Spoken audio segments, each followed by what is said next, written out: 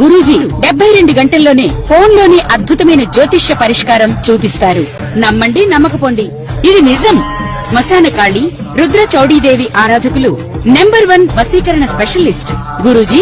మనిషి పుట్టుక నుండి చనిపోయే వరకు వచ్చే అన్ని క్లిష్టమైన సమస్యలకు పరిష్కారం ఇక్కడ లభిస్తుంది. విద్య, ఉద్యోగం, వ్యవహారం, స్త్రీ ప్రేమ, పెళ్లి, సంతానం, స్త్రీ పురుష వశీకరణం, భూవశం, భార్యాభర్తల కలహాలు, కోర్టు సమస్యలు, విడాకుల సమస్యలు, చేతబడి, అప్పుల బాధ, ఇంకా మీకు ఎలాంటి సమస్యలు ఉన్నా 72 గంటల్లోనే. మొదటగా మేషరాశి వాళ్లకు ఏల్నాటి శని ప్రభావము అనేటువంటిది ఉన్నప్పటికీ కూడా చాలా యోగవంతమైనటువంటి ఫలితాలు మీకు వస్తాయి అనేటువంటిదే ఉన్నది ఈ మాసం అంతా కూడా. అయితే మీరు వేసేటువంటి ప్రతి అడుగు కూడా జాగ్రత్తగా వేయాలి. మీరు ఆలోచన చేసేటువంటి విధానం సరైనటువంటి ఆలోచనలు చేయాలి. వ్యాపారాలు చేసుకునేటువంటి వాళ్ళు జాగ్రత్తగా మీకు అనుకూలమైనటువంటి వాళ్ళతో చర్చలు చేసి డబ్బులు పెట్టండి. తప్పకుండా ఉన్నతమైనటువంటి స్థితికి 2 కాదు 3 సంపాదించేటువంటి విధానముగా ముందుకు వెళ్ళేటువంటి ప్రయత్నాలు చేసి తీరుతారు అనేది అర్థమవుతూ ఉన్నది. చాలా అనుకూలవంతమైనటువంటి నిర్ణయాలు తీసుకుంటారు ఈ మాసములో. అన్నీ కలిసొచ్చేటువంటి విధానముగానే ఉన్నది. ఏ రంగములో ఉండేటువంటి వాళ్ళకైనా అద్భుతముగా కలిసొచ్చేటువంటి విధంగానే ఉన్నది. మేషరాశి వాళ్లకు చిన్న చిన్న అడ్డంకులు కూడా ఉంటాయి. ఆ అడ్డంకులు తొలగించుకోవటానికి మీకు నచ్చినటువంటి వాళ్ళ దగ్గర ఒక్కసారి చూసుకొని దానికి తగిన పరిహారాలు చేసుకొని తప్పకుండా విజయము సాధించండి. మేలు జరుగుతుంది. అనూహ్యమైనటువంటి యోగాలు మీకు ఉంటాయి అనేటువంటిది తెలియజేస్తూ శ్రీ మహాగణాధిపతయ నమః, ఐం మహాసరస్వత్యే నమః, శ్రీ లలితాంబికాదేవియే నమః. ఈ ఏప్రిల్ మాసంలో ద్వాదశ రాశుల వాళ్లకు ఎలా ఉండబోతుంది అంటే, ఇప్పుడు కాలసర్ప దోషము అనేటువంటి మామూలుగా ఉండేటువంటి వాళ్ళకి కానీ కాలసర్పదోషం లేని వాళ్ళకైనా ఇక్కడ గ్రహస్థితులు ఏమున్నాయి అంటే, ఏప్రిల్ మాసంలో సింహములో కేతువు, కుంభములో రాహువు, మిగతా గ్రహస్థితులు గ్రహాలన్నీ కూడా ఈ ఏప్రిల్ మాసం అంతా కూడా ఈ రాహుకేతువుల మధ్యనే ఉన్నాయి గ్రహాలన్నీ. అంటే మీనంలో శని, అలాగే కుజబుధులు, రవి ఉండి మళ్ళీ వెళ్ళటము, ఇలా గురువు మిథునములో ఉండటము, ఈ రాహువు కేతువు మధ్యనే ఉండేటువంటి దాని వలన ఒక రకంగా కాలసర్పదోషము అనేటువంటిది ఉండేటువంటి వాళ్ళకైనా లేని వాళ్ళకైనా కూడా, అంటే అందరికీ కూడా ఒక్కసారి ఎవరెవరు వాళ్ళ జాతకాలు చూసుకోవాల్సినటువంటి ఆవశ్యకత ఏర్పడుతూ ఉంది అనేది చెప్పొచ్చు.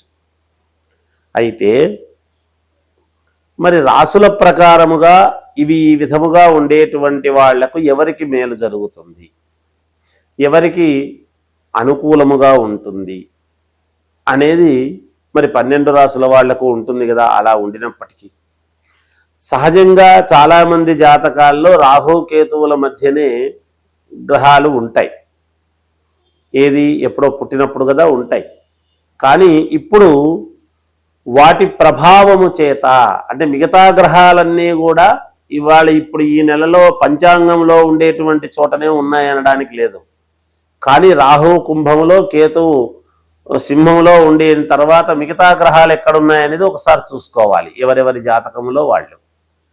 అలా చూసుకున్నప్పుడు ఈ రాహుకేతువుల మధ్య ఉండేటువంటి దాని వలన కొంతమందికి విపరీతముగా ధనము రావటము కానీ, అనుకున్నటువంటి పనులు నెరవేరటము కానీ, లేదా అనూహ్యముగా కలిసొచ్చేటువంటి విధానము కానీ, భూములు కొనడము కానీ, లేదా తక్కువ భూమి ఎక్కువకు అమ్ముడుపోవడము కానీ, చాలా ఇబ్బందికరమైనటువంటి కేసులు అవి ఉండేటువంటి వాళ్లకు అవలీలగా తొలగిపోయి, అసలు నేను ఇట్లా అవుతుందని అనుకోలేదు, కోర్టులో నాకు అవతలి వాళ్ళు రాని దానివల్ల నా కేసు కొట్టేసినారండి అనేటువంటి ప్రభావము చేత కొంతమందికి,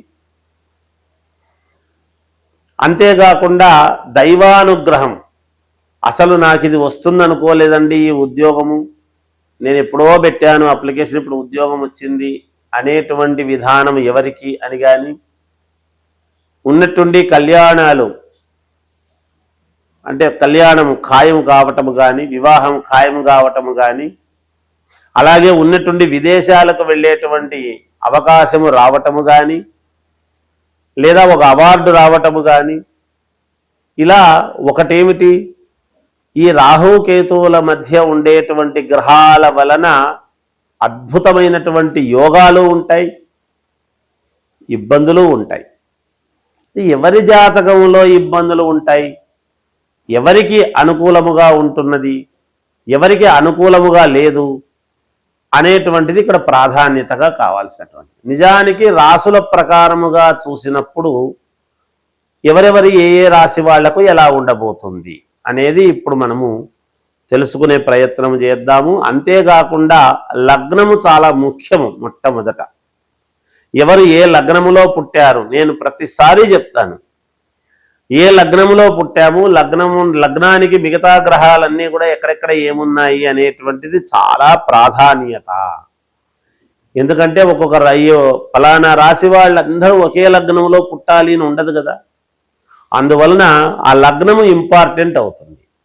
అలా ఎవరికి వాళ్ళు మీ మీ యొక్క వ్యక్తిగతమైనటువంటి జాతకాలు మీకు నచ్చినటువంటి వాళ్ళ దగ్గర, మీకు నచ్చిన జాతకుల దగ్గర, జాతకము చెప్పేటువంటి వాళ్ళ దగ్గర చూపించుకొని దానికి తగినటువంటి విధముగా చేసుకోండి. తప్పకుండా విజయము అనేటువంటిది మీ చెంత ఉంటుంది.